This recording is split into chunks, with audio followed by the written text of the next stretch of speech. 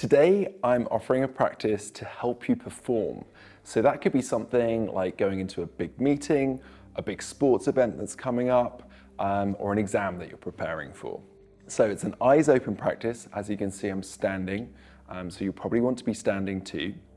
The first thing we're going to do is we're going to center on the weight of the body. So just get a sense of the body, the weight of the body pushing down into the floor. So just a sense of that push all the way down into the soles of the feet. Notice that connection. So next we're going to center in length. So that's from the top of the head to the soles of the feet. And if you get a sense of feeling a little bit taller as you bring awareness into the full length of the body, then you're doing it right. So just breathing into the full length of the body. Bring awareness and presence into the body. We often experience ourselves as like a brain on legs. So bring that awareness all the way through.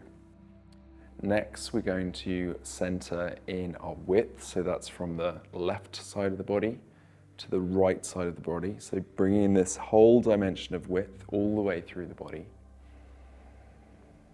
Noticing how you take up space in the world. So bringing us into 2 dimensions. And then the third dimension is the dimension of depth. So that's from the front of the body to the back of the body. So bringing us into that third dimension. Breathing through length and width and depth.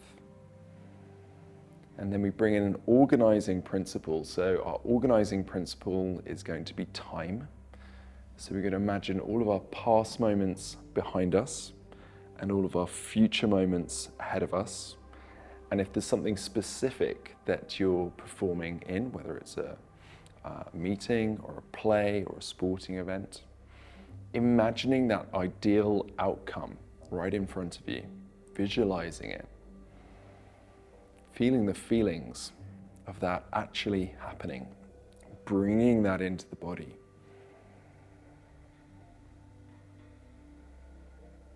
Taking just a few more breaths with this. And then in your own time, letting it go.